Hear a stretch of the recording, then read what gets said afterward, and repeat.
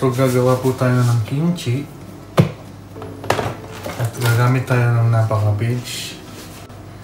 So dalawang kalahati o bali isang buong napa cabbage po ang ating gagamitin. So i-prepare lang muna natin yung ating gagawing kimchi. So hatiin lang po natin.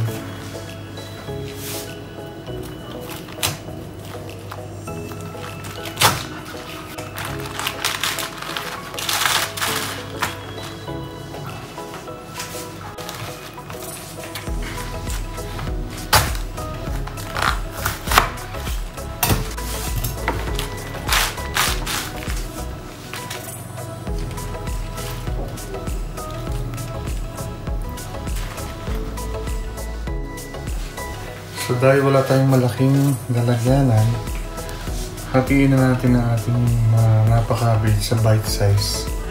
Dahil pagka kinain naman natin ito, hati-hatiin na naman natin. So tanggalin mga natin yung mga matitigas tulad nito.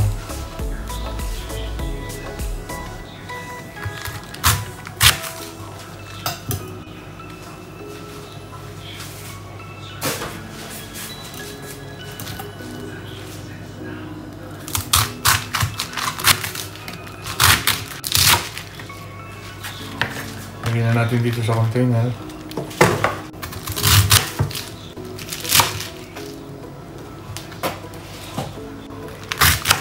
Talagang nahuhulog. Gusto nila.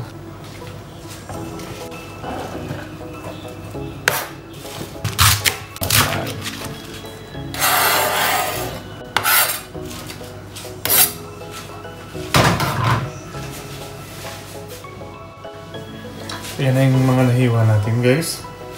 Ang gagawin lang naman natin dito ay lalagyan natin ng asin. Kailangan maraming asin po. Large amount of salt. Kasi para lumambot po yung gulay, maging medyo ano siya, makunat pero crunchy. Tapos yun lang. Kung kayo po gagawa ng maraming ganito, dapat medyo malaki yung container nyo para hindi tumatapon-tapon tulad nito. So siguro kailangan natin gumamit ng panibagong container. Lagay natin yung iba dito.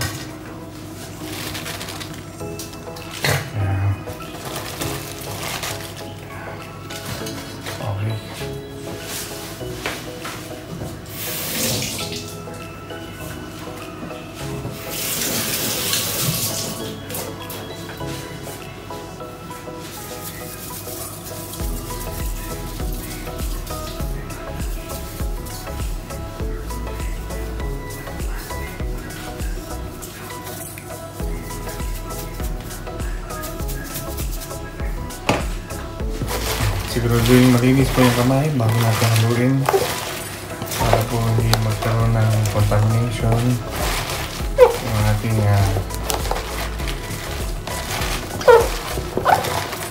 gulay, ating cabbage.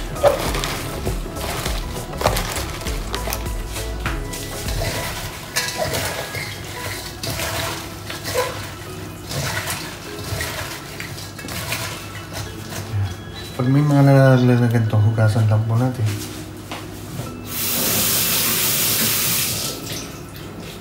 Saan natin ibalik? Haluin lang. Tapos pag nahalo natin, kapag tiyak na tayong marami ng asin ang nailagay natin,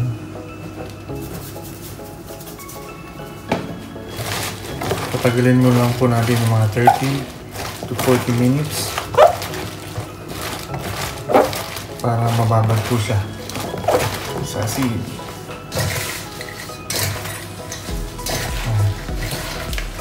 Kasi mangyayari po dito mamaya, medyo lalambot to saka magtutubig. Pero huwag kayo mag-alala kasi hugasan din natin ito mamaya para mawala yung kanyang alat. Asin.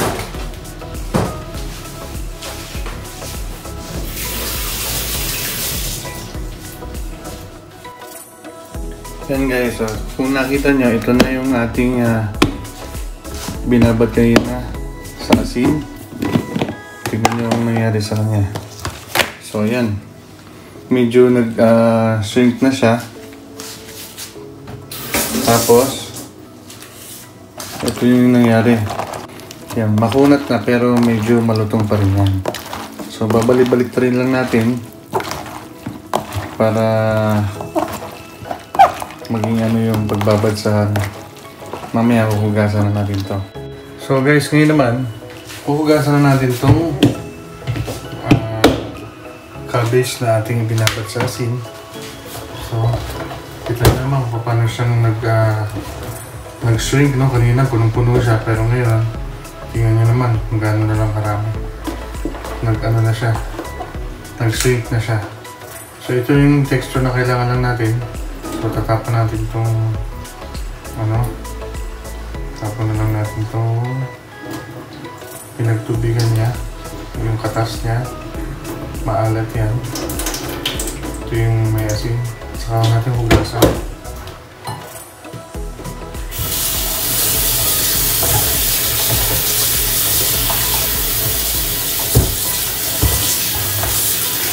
So ang gagawin natin dito, 3 beses natin hugasan para totally mawala yung kanyang salt, yung alat.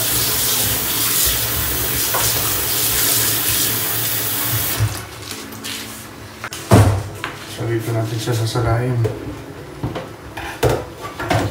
Okay.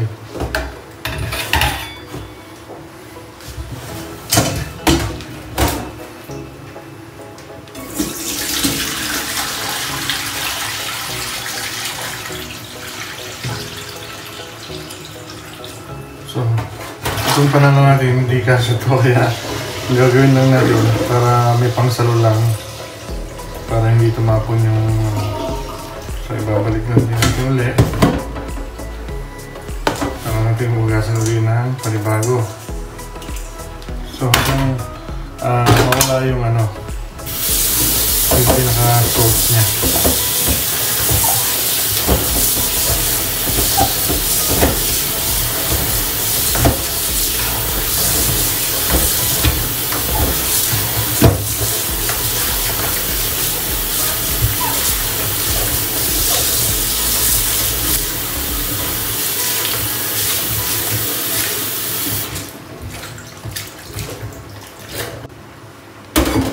Sanayin ulit natin para na mawala yung tubig.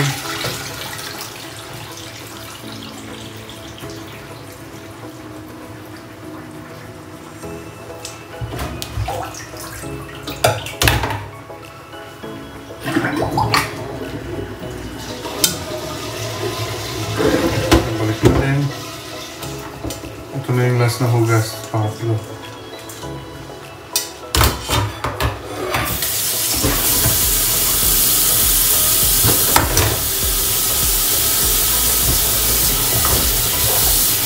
Halo-haloin lang natin para siguradong mawala yung alat. Mahugasan natin yung maigi at maging malinis yung ating cabbage. Ito na yung pangatlong natin. So makikita natin medyo sumulutang yung mga dumi.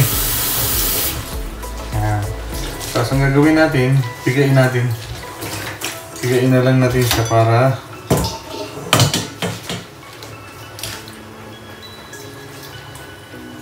pigain maigi.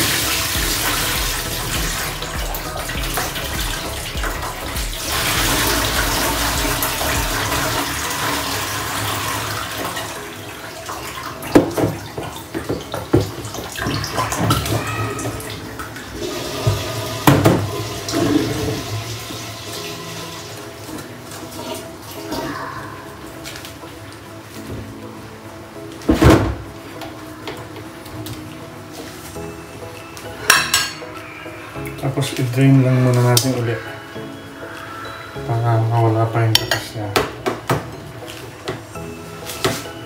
Saka tayo gagawa ng mixture niya para maging kimchi. So para sa mixture natin ng gagawin para sa kimchi, so mag-iwalan tayo ng dalawang sibuyas. Siguro kahit isa't kalahati lang. Isa't kalahati lang kasi masyadong matapang yung red onion. Isang carrots. Tapos meron din tayong onion leaves.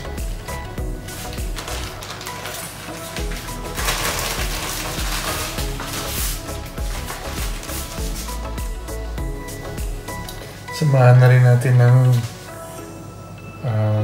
radish at apple. Optional lang to. Kung ayaw nyo ng apple, pwedeng ito lang. Pero ako gusto ko haluan ng apple. Ang gagawin natin, hihiwain lang natin to. Tapos, saka natin pag-mixin. Saka tayo gagawa ng porridge mamaya para i-mix na yung ating mixture na sauce para sa ating kimchi.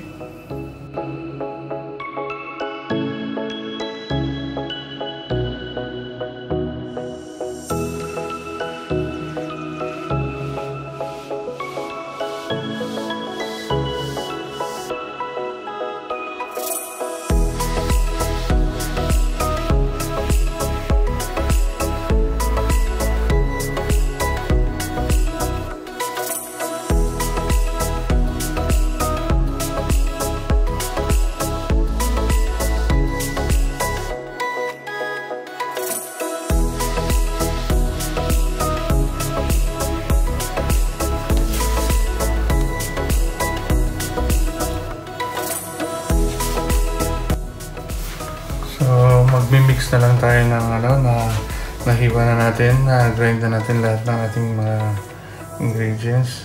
Itong mansana, sibuyas, bawang, carrots, at radish. So, ang gagawin naman natin ngayon, gagawa tayo ng porridge. Para ihalo dito, pati yung Korean red chili powder.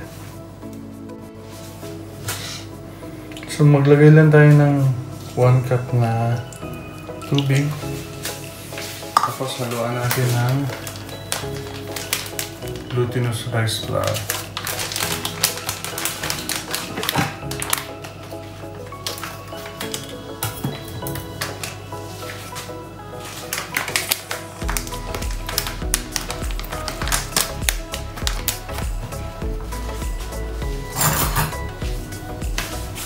So maglagay lang siguro tayo ng mga 3 kutsara.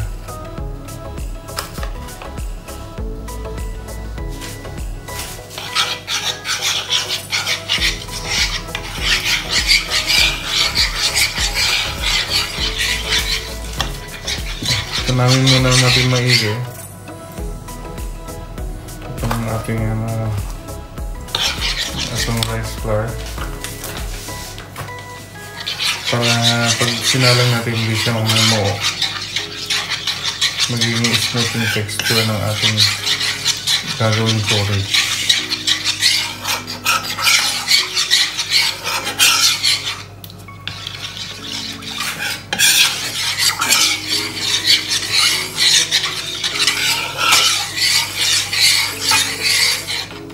Yan. Pagka ganito na yung natunaw na siya, pwede natin siyang isalang.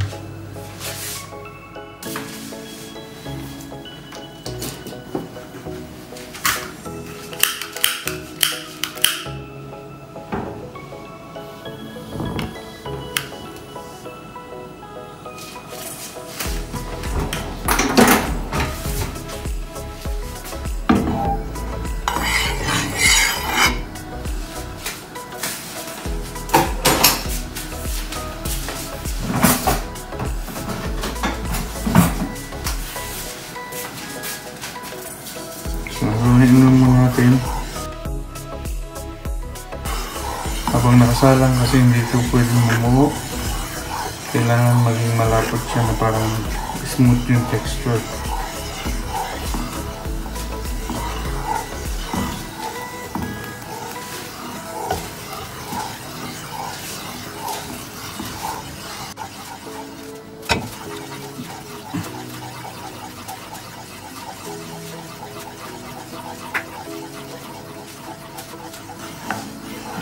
Kita nyo, lumalapot na siya. So papalaputin lang natin talaga siya ng malapot na malapot. Hanggang sa ma-meet natin yung tamang texture ng porridge.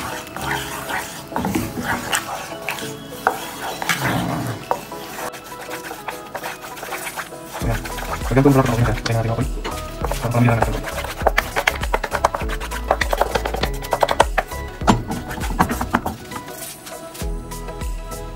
So dito tayo mag-mix ng ating mixture para sa ating kimchi.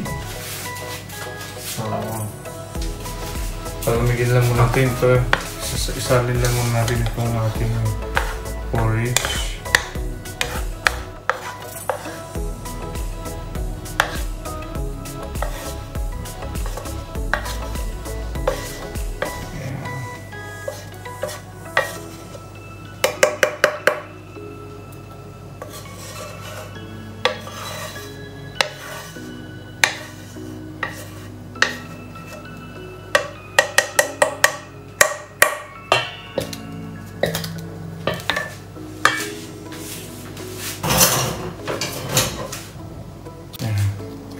Medyo palamigin lang natin.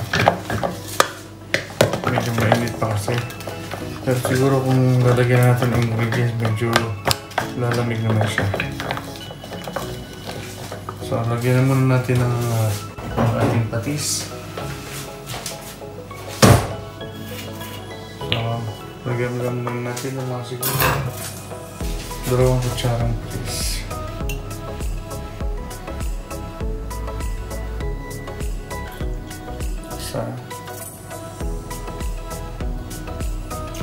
Mga 3 na siguro.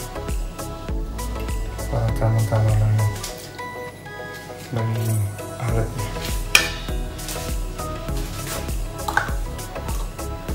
Tapos lagyan na rin natin ng half cup ng red chili powder.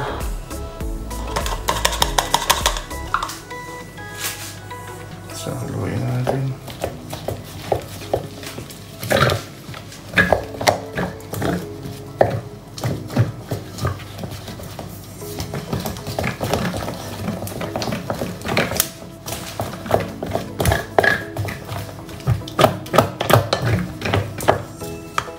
Lagyan din natin siya ng hangin.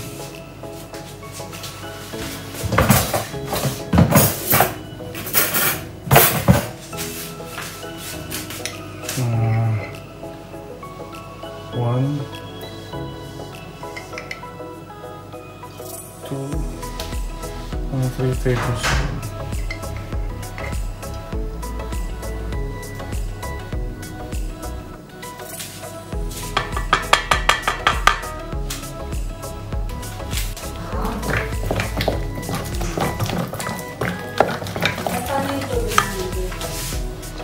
Tapos haluin lang natin yung mga ingredients dito.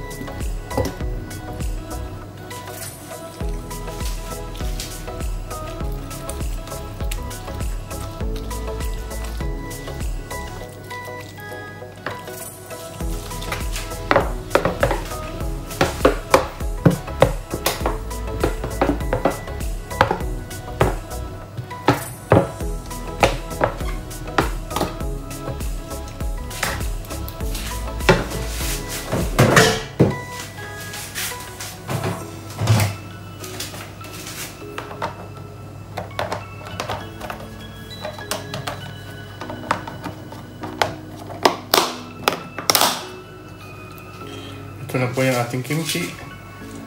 At kailangan nating i-seal ng maayos para hindi siya masira. Tapos kailangan nating iwanan to ng 24 hours o 12 to 24 hours dito sa room temperature para ma-ferment siya bago natin siya ilagay sa loob ng rep. After 3 days, ready to serve na siya.